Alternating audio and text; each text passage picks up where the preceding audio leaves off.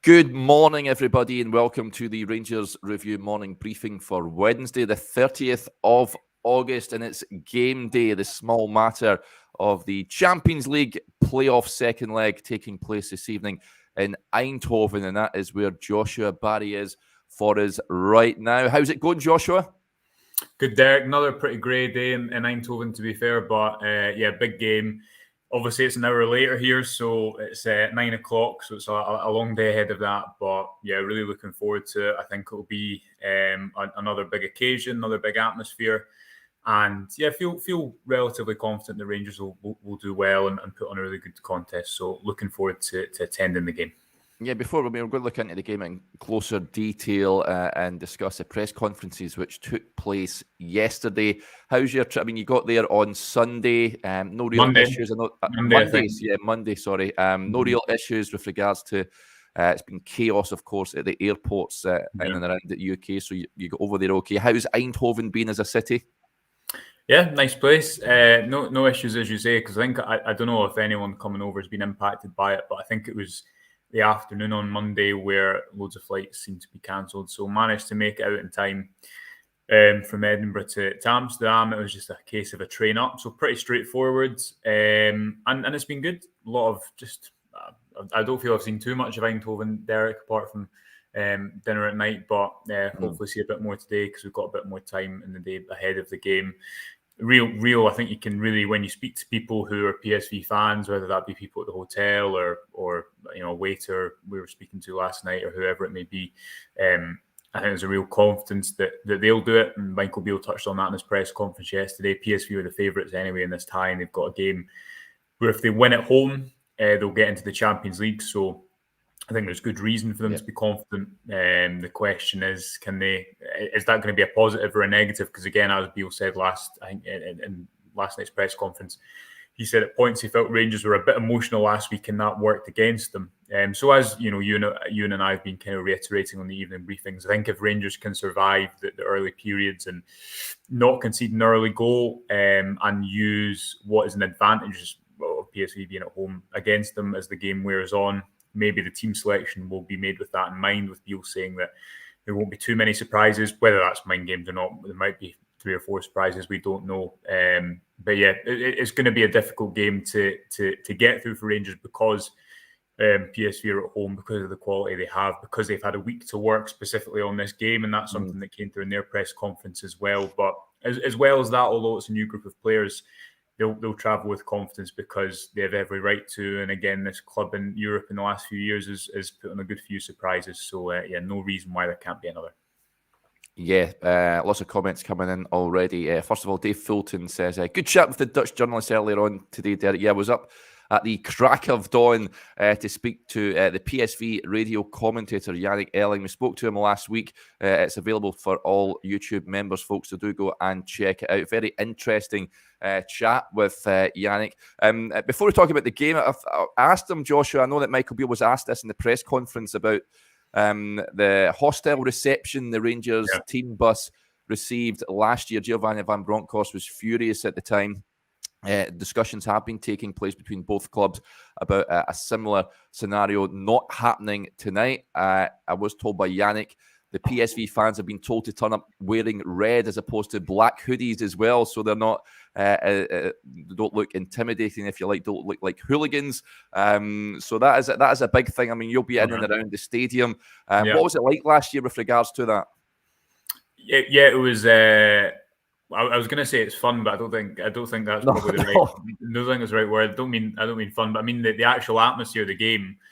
The build-up, it felt like a big game. Obviously, then unseemly scenes we don't want to see, etc., when the bus couldn't get through, and I think there was genuine security concerns, which is what Gio expressed at the time, and why I was so frustrated getting off the bus, because it was a good, memory serves me correctly, 20 minutes or so that Rangers bus just maybe longer that couldn't get through, and there was no safe route to get through, and I don't know what went wrong. I don't know if there was a route closed or how that came to be, but it shouldn't have happened that a bus was having to go through these row of fans who were blocking it and hitting windows So that of course shouldn't have happened.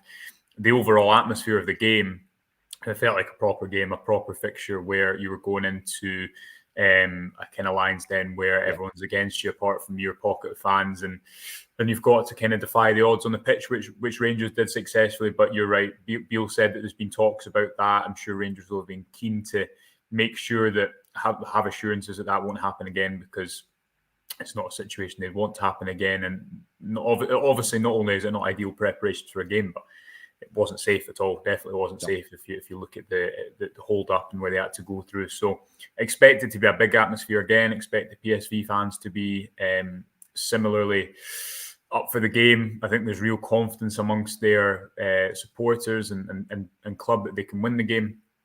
And that's come through with some of the commentary. Michael Beale was asked about that in the press conference, but in effect said, look, they're at home, they've got a game to win, win and get into the Champions League. They spent a lot of money this summer. Of course, they're going to be confident. They have every right to be, and Rangers expect that. Again, it's up to them to go and defy the odds like they did last year.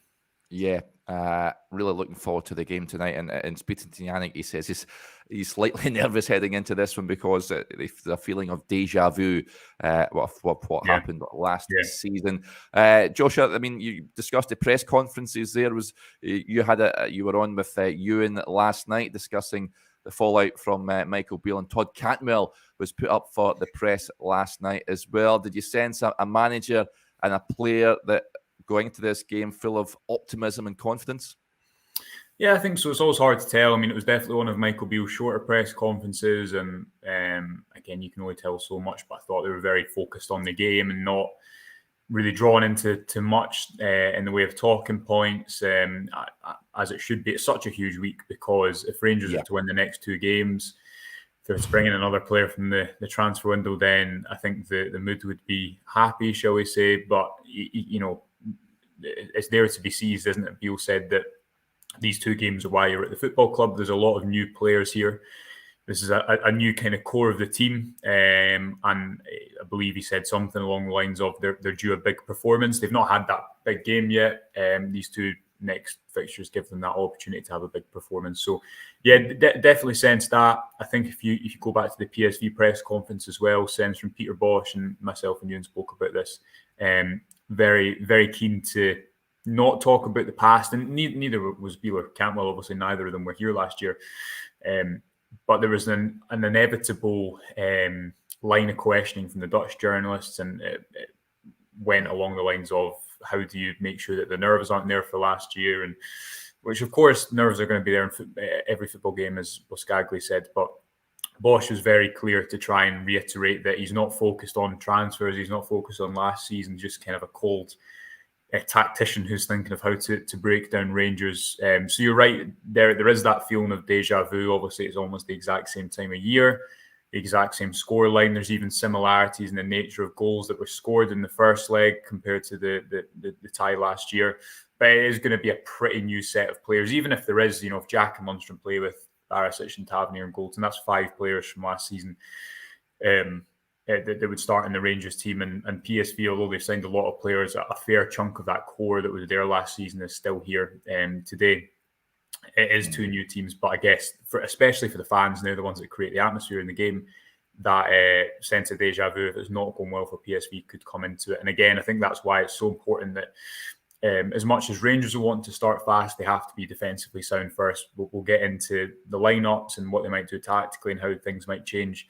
But if they cannot concede an early goal, if they can put in a similar defensive performance as they did last week, be a bit tighter at defensive set pieces and look after the ball better, it's going to be the team that's most decisive, Beale said, that goes through. And he just has to hope that, like last week, when his side do get opportunities, they're pretty ruthless and they take them.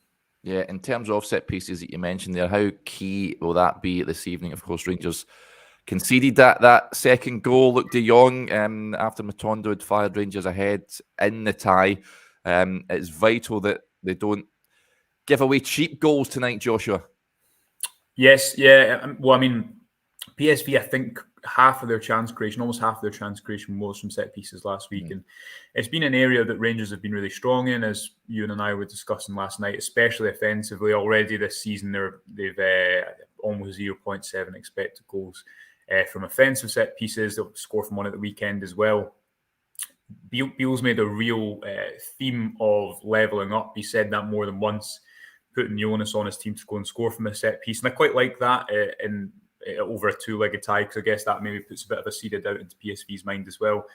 It's such an important part of any game, Derek, but I think that comes into the team selection as well. We'll get into our teams, but I've got Sima in from the start, and one of the reasons is his role at defensive set pieces. You saw that at the weekend against Ross County when he came off the bench.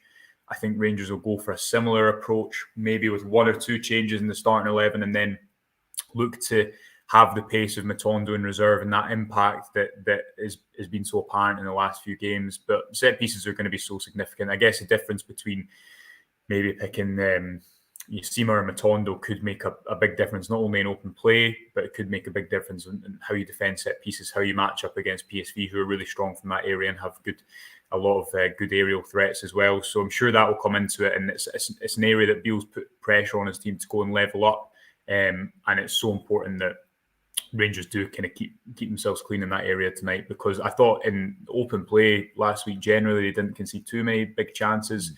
Only a few shots in the box that were outside of set pieces. Sangre's was a rare moment where PSV managed to kind of fashion an opening. It was through a dummy and clever bit of play that eventually got the better of Raskin and Barisic on the Rangers left, the PSV right. Tonight, they'll need to be similarly, I think, strike that blend between being aggressive defensively as they were last week, but also not leaving too much space for PSV to play into. And again, I just think it's so important that they don't concede the first goal. If they do, I'm sure they'll still go for the game a little bit more. The longer the game stays at 0-0, I think that's going to suit Rangers more than it's going to suit PSV. Yeah, let's move on to our predicted lineups then. I can't foresee many alterations to the team that started last week, Joshua. I think that the big talking point in the last few days has been whether Rabbi Matondo should start as opposed to Abdallah Sima. I think that's my team, is it not? Is that your team as well? That is your team, yeah. With Cifuentes. Yeah. Cifuentes So, yeah, I think I don't think it's going to be much different from the team that started at Ibrox. I know people have been saying, and I know you're going to flag up your team as well. There's a lot of comments coming in saying that John Lundstrom perhaps might be drafted in, Rangers perhaps going to a back three or a back five at times as well. How do you see the team lining up? Do you disagree with any of my selections there? Only one, but I want to get into I want to show Derek just how Rangers set up last week, because I think that will inform how they do this week. On the conversation of a back three, and again, apologies if you've heard this point already, but we've done quite a few videos this week, so I can't remember if we've made it. But I think this is what Rangers roughly did defensively last week. So you've got PSV's rough setup in possession and Rangers' rough setup against the ball. So PSV starting a 4-3-3, but their left back goes higher than their right back. Now, Patrick Van Aanholt is trained Derek ahead of this game. I think that's a real boost for PSV, because if he were to play, they'd have a natural left footer at left back, and he in effect plays as a left winger in possession. So I think offensively that would improve their balance compared to last week, because when Sergio Dest did get beyond on his left foot, obviously the impact of his cross was lessened somewhat because it was on his weaker side. He had Sima staying a bit higher, and he would move narrower as the game wore on. I think the two centre-halves, Ramalho in particular, are there to be attacked. The space, Ramalho I thought looked really uncomfortable defending the space behind him. He slipped kind of 3 or 4 times. Sima had that opportunity where he went through. He had that opportunity where he won a corner, and perhaps he could have kept the ball in play. But I think Beale will want to be physical up against that front two again and gamble on getting something in that regard. Dessers, I think, plays because of his importance in setting the press. But Raskin had this role between going up to press Sangare as he did for the goal, but then also helping out Barisic to double up on Bakayoko. On the right-hand side, as we covered last week, Tavernier was tracking Lang, which at points made him look, I think, out of position, although he was doing his job. And Cifuentes on a couple of occasions was gotten the better of defensively, and that's why I think Lundstrom might come in. But why I think Rangers might not go for a back three, and listen, they might because they want to protect the box a little bit more. What they didn't give PSV, even though PSV had 70% of the ball, they didn't have too many dangerous opportunities. And I think the reason was they didn't have a free pass into the midfield. If Cifuentes played really narrow and Rangers did what they've done in the past in Europe, which is show the ball to one side and shift over, I think PSV are too dangerous on either side, whether it be the movement on the left-hand side or Bakayoko's ability to go either way on the right-hand side. They're too dangerous to leave them in that space. So Rangers setup didn't allow a free pass into the front five, if you will, which is why I think so often they were able to push PSV backwards and then press in moments, which is what happened for the goal overall. So that's why I think they might not go for a back three. What I think they might do is put Lundstrom in, which just gives you that little bit more defensive security on the right-hand side. And listen, that also gives you the option of going to a back three if you need. I guess the question is, if you go for a back three and say Lundstrom's in the middle of Suter and Goldson there to the right-hand side, probably, do you lose out a little bit on the sides? Do you still have the necessary numbers higher up the pitch to press PSV as you did for the first goal? I think you might see Rangers with a similar setup from the start, with I'm sure a few tweaks and variations to keep PSV guessing, and then go to a back three if they have a lead to protect. Because although although they're coming over with a draw, Rangers still need to win the game as well, and it's striking that balance between being really defensively sound and going for the game as well. And just finally, Derek, this is the passes that PSV made into the box last week. Yellow, unsuccessful, red, successful. And it's just, I think, worth noting what they do so often down the sides. There's maybe 2-3 crosses from deep in that example. It's all about trying to work cutbacks, trying to get an extra man on the outside. You can see that on the left-hand side, they were somewhat limited. They weren't getting to the byline quite as much without a natural left footer, which maybe that dynamic changes if Van Aanholt comes into the team tonight.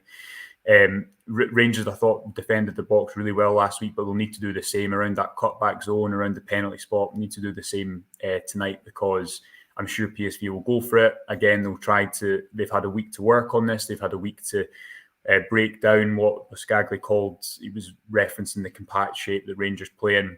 I think it's going to take a lot for Rangers to have that same defensive performance and carry a bit more of a threat. But yeah, to go back to the forward options, Cantwell, I thought, was head and shoulders in the first half, just in a few moments when he managed to carry Rangers up the pitch without many options. After the break, especially when Matondo came on, I thought Rangers looked a lot more dangerous when they were able to transition up the pitch. They need to get that balance right tonight as well. But that's what I think they might go for. With instead of starting with a back three, I could see a more defensive-minded profile in Lundstrom coming into the team tonight, though. Yeah, interestingly, Yannick said that Todd Cantwell was a player that stood out last week for him watching the game. We've got a Dutch viewer tuning in just on team selection for PSV. Dutch fight back says Sabari's not playing, but Yeri Schouten, they add an extra defensive midfielder. Yeah, that is the murmurings that he will start the game this evening as opposed to Sabari, so that'll be an interesting one to keep an eye on. Let's get to a few of the comments that are coming in. Cyril Dessers, of course, I think is going to have a big role tonight. Joshua thought he had his best game in the Rangers jersey last week. Steely FM with the point. Hopefully Dessers keeps up his record of scoring at PSV Stadium against them. He's becoming a really good buy for his scored and had a decent amount of assists. It's all about patience. We need another big performance from Cyril Dessers tonight, don't we? Yeah, and there is options there. Beale spoke about that as well, there being variation in the options that he has in the final third. Could Danilo start and it be an absolute curveball? Maybe. You just don't know. He's obviously not played too much so far, didn't start at the weekends. But yeah, I think Dessers, you saw it for the first goal, where not only does he, I don't know if you're crediting him with the assist. I think Michael Beale gave him the assist for the first. I'd give him it. Just give him it. Give him it. There we are. Yeah, I'm sure you believe in it. Yeah, but it was his pressing that creates that opportunity. So he has such an important role off the ball in that regard. And then it was a fantastic pass for the second goal as well, wasn't it? I wouldn't rule out some sort of curveball, even though Beale was saying yesterday there won't be too many surprises, because I think that's one advantage that Rangers do have. I think we know roughly how PSV will set up, and they have quite a clear structure on the ball, and Rangers do as well, but perhaps a little bit more variation in how they line up in the front three. Things like set pieces and all these topics we've discussed already will come into it. I think Dessers will play, but wouldn't rule out a little bit of a curveball in that front two. I think the important thing is there has to be pace from the start, not only to stretch the game, but to test the two PSV centre backs. Tezzy obviously comes in to help form a back three and give a bit more defensive cover, but I think you saw, especially in the second half last week, Derek, that there's space to attack there. Vitesse in their last game against PSV in the league, I think their expected goals was around about 2.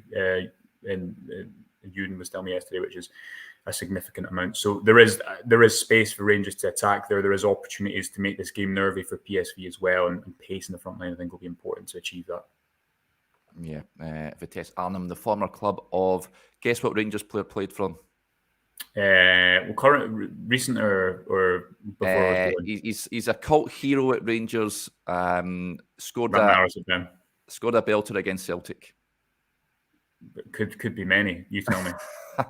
Bert Conterman. So okay. There you go. I think he left Rangers and joined Vitesse Arnhem. Nice wee stadium, incidentally. I think they've got a pitch that actually rolls out of the ground, if I'm not mistaken. But yeah, there you go. Just deviating slightly from the chat tonight. Let's get a few of the comments that are coming in. Commenting here. John and Sharon heading from Amsterdam today for the game. They're going a 2-1 Rangers. Have you seen many Rangers fans milling about Eindhoven so far, Joshua? Yeah, a few more last night. I think a lot will be in Amsterdam and come down today because it's only about an hour and a half away. But expect there to be a healthy contingent here today. I'm sure there'll be some sort of, I think, seen on social media, there's a gathering and a march to the stadium and everything as well. So sure there'll be good numbers. Stevie Clifford, I know, is coming over today. Yeah. So he's been in a much better mood with me this week than he was a couple of weeks ago when he wasn't coming over. But so looking forward to seeing him and some others as well.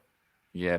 Of course, we touched on Rabbi Matondo. Dave Fulton with a point here. I'd like to see us start with Danilo up top with Matondo and Cantwell behind him, have the pace to hit them on the counter and exploit the space in behind their defence. I think that's where Rangers will look to target PSV this evening, Joshua, as you mentioned there. But the chat on Matondo, I can see him coming on as a substitute this evening. I think he could possibly have another part to play tonight, but I think if you're a PSV player and you're looking over towards the dugouts and Matondo's coming on in the final closing stages of the game or what have you, then you're not too best pleased.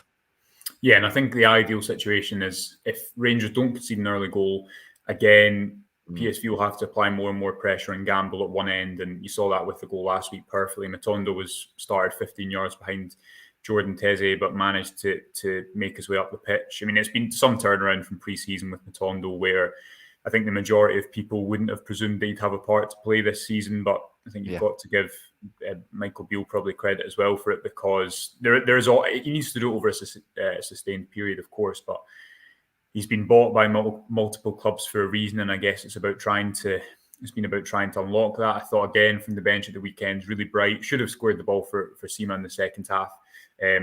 Looks a lot more comfortable off the left-hand side. And I think actually Sima looks, for me, more comfortable off the right-hand side. He played off the left last week, maybe just to, as we're outlining, allow Cifuentes to do the tracking back on the right-hand side. So I wouldn't imagine that's too different today. But he's really quick over long distances as well. I think Michael Beale said in a recent press conference that Sima was something like the 5th fastest player in League One last season. So it's about trying to unleash that pace, I guess. But you're right, Matondo. I mean, I know you've not got Matondo in your starting 11, but I probably agree with you that if you start him in the first 60 minutes, does he then exert a lot of his energy doing the defensive work? And by the time the game opens up, you've used up your legs, because it's although you've not got the ball, the work, I guess, that Rangers are doing for that first half when they didn't have a lot of chances probably takes up a lot of energy as well. So I'm probably in agreement with you, Derek, that allow Matondo to come into the game when there's a lot of space, and I think it's the last thing that you'd want, especially because of what he did last week, to score that goal. As well as that, if you've got the option of having a physical front two up against PSV's two defenders who have a lot of quality on the ball, but I think there's opportunities to exploit them there. I think there's opportunities again with the way that the goalkeeper this year and last year, he's played that same pass to a player with his back to goal, which has led to a goal for Rangers. Will that dwell on his mind when they're trying to build play? There's so many factors at play today. Obviously, the task of Michael Beale is to come up with a game plan that exploits that best, and not only have players who start the game, but I guess players who are going to come into it from 60, 70, 80 minutes as well. And with the number of subs you get these days, that's a real advantage, I guess, to different managers. Yeah, absolutely. Dutch Fight Back also comments here. He says, you got the greets from a colleague of mine, Rick Elfrink. He's a famous PSV Eindhoven journalist. We actually had him on the Rangers Review last season, looking ahead to the game. Cracking big guy. Tried to have a chat with him last week, but unfortunately he was too busy with flying and taking care of press conferences and all that. So, good stuff. Send Rick my regards, buddy. Let's get to a few more comments that are coming in. Graham Corkin, good friend of the show, says, a big 5 days coming up, feeling quietly confident. If we can play with a bit more composure tonight, we can go through then on to Sunday and give them a going over. Like you say, Josh, it's a huge week for the football club. Ross County was taken care of. It's often a tricky venue to go to, but they dealt with that well. Back down the road, no real injury issues to be concerned about. Tonight's a big one, and then Sunday is huge as well. But it's all that's what you want, isn't it? Big games coming thick and fast. It could be a very pivotal week this for Rangers. Yeah, and the opportunity is there, isn't it, Derek? I mean, that's all you can be given, I guess, when you sign for a club like Rangers, is the opportunity to win these types of games and make yourself a cult hero or a legend by performing well in them. I think it's only Kieran Dowell that misses the game tomorrow with a short-term injury to his knee. So Beale has a big squad to pick from over the two games. And I guess that will come into I'm sure the whole focus will be in tonight, of course. But as soon as this game is done, Sunday just becomes so significant because, but for obviously hundreds of reasons, but it's an opportunity for Rangers to put down a real marker. I think that there's just so much opportunity in that game, as there always is. But I think especially within the context of Celtic having dropped points last week, having went out of the cup, there's really an opportunity for Rangers to kind of seize a narrative at the moment and go into the international break really strong. And although there is, of course, pressure on them tonight, they do go into this game as the underdogs. Obviously, unlike previous seasons, as Beale's kind of pointed out a few times, they have the guarantee of European football, but this game is winnable. If they want to go into the Champions League, they're going to have to punch upwards anyway and punch above their weight, hopefully more successfully than last year if they do make it through. But a huge few days, Derek, and hopefully a couple of favourable results, because that is just what a new team needs. It needs, as you say, the last Tuesday, which I thought was the best performance yet in a way, especially with how quiet they kept PSV. I thought Sunday at Ross County was the most controlled they've been, even if they had a couple of wobbles in the second half. Should have put the game away with that Matondo chance. But again, I think you could see a lot of improvements in the right area. We wrote about it earlier in the week on the website, just some of the different details that I think are starting to develop in the game. And there's options there already, as we spoke about, myself and you, and last night. You've got someone like Sam Lammers, who we've not even mentioned, who hasn't played much since he scored against Livingston in his first home start. But he's going back to face his old club, where he was from the age of 13 to 21, I think. Danilo obviously is the big money summer signing who hasn't played that much recently. So Beale does have a lot of options. And again, I think that's to his strength tonight, because it gives you a little bit of unpredictability going into the game and the option to rotate if you need to, although I kind of expect that Kemar Roofe might keep his starting spot in the domestic fixtures looking ahead to the Old Firm on Sunday. Yes, indeed. Let's get to a few more comments before we wrap up. Just deviating slightly away from the game, bit of news with regards to Rangers. Of course, Nnamdi Offabor released recently from his contract. He posted on his Instagram story yesterday. He said, to my Rangers family, coaches, staff, teammates and fans, I thank you for your support over the past 2 years. I will never forget my time up there, an experience that will stay with me forever. I also apologise as I wasn't able to help in the ways that I wanted to, and that hurt me the most. All the best this season, Rangers FC. You'll always have me as a supporter. I'm not sure if I've had you on discussing off the board, Joshua, but just a desperately unfortunate, unlucky, and just sad time at the club. I would love to have seen him pull on that blue jersey for himself more than anything else. He came highly recommended, but unfortunately didn't happen at Rangers. I wish him all the best going forward in his health, and if he can play football somewhere elsewhere, and I'm sure we wish him all the best. Yeah, of course. I think Beale kind of echoed that in his press conference as well. Whenever, whether it be him or previous managers have been asked about him, I think it seems like a very unanimously popular figure. But for stuff behind the scenes that, of course, they won't be able to go into in great detail or divulge, and obviously all the health issues it's not been able to work out. So yeah, totally agree. You forget how difficult it must be for footballers when something like that happens. You move your entire life up somewhere, and then you can't do what you can't do your profession. You can't do what what I guess dictates your life, which is play football. So yeah, absolutely agree with that. Wishing the very best, and hopefully whatever happens in his career, whether he keeps playing or does something else, he can do it well, because really difficult situation ever since he arrived at the club in 2021. Yeah. Shout out to Patrick McGee, who gets in touch. Off to Salou, so we'll be watching in the Blue Nose Bar. Give us a shout out, guys. Absolutely fantastic stuff, Patrick. Hopefully you enjoy it, and everyone there over at the Blue Nose Bar this evening. And just before we go, a bit of news about an ex-Rangers player, Joshua. This is slightly surprising. He's going to team up with another ex-Ranger. Steely FM raises the point. I read this morning Morelos is meant to be joining up with Kent at Fenerbahce, or is that a lot of rubbish? No, it looks that has been heavily reported that Morelos is heading over there to Fenerbahce. I reckon that's a good move for him, but you would have get good money on seeing where Kent and Morelos would ending up at the same team, Joshua, and Fenerbahce, no less. Ryan Kent will just think he just escaped Alfredo Morelos after all these years, and then he joins him at Fenerbahce. But no, it does look like it's happening. Obviously, Morelos has been without a club for a while now. Maybe it's a move that'll suit him. Obviously, they're a big club. It's not. If you'd asked me a few years ago where Kent and Morelos would have been at the age of 27, I'd have thought they'll be playing in the Premier League, and they'll have earned Rangers a lot of money. Obviously, as has been well documented over the last year, it's not materialised that way. But hopefully they do well over there. They join some good players, because I think Edin Dzeko signed Dusan Tadic and amongst others at Fenerbahce. I don't know how much Kent's played. I know he won a penalty in the opening day of the season, but that side, it's another enthusiastic footballing climate for Morelos to go into, and I hope he does well. I hope he goes and scores a lot of goals. But yeah, interesting move, and funny to see them together over there in Turkey. I can just imagine Kent's face when he pops into training for the first time. But both Kent and Morelos look to be combining over there in Turkey. Just before we go, George Fletcher says, watching the next two games in Alexander's Bar in Paphos in Cyprus with like-minded Rangers fans. Bring it on. Superb stuff, George. Score prediction before you go, Joshua. Are Rangers going to do the business tonight?